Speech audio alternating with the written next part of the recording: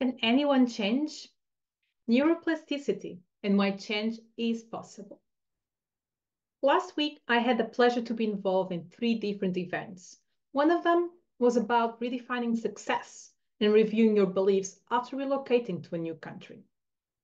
That reminded me about how I have often heard people close to me say, "Oh, that's just the way I am. I can't change." Have you ever heard it? Sometimes there's a hidden anymore, or I'm too old now. But the fact is that many of us believe, or perhaps use the excuse, that change is impossible. However, scientific discoveries in psychology and neurosciences over the past decades show that change is not only possible, but is also within everyone's reach.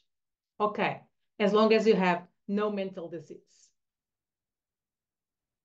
For a long time, it was thought that our brains were static after a certain age, and that our personalities and habits were set in stone. That was it. Once you'd reached that stage, it could only go down. But the concept of neuroplasticity has turned this notion on its head. Neuroplasticity is the brain's ability to reorganize itself by forming new neural connections throughout life.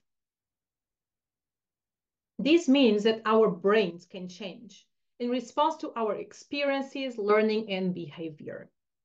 And these are, at least to a certain extent, under your control.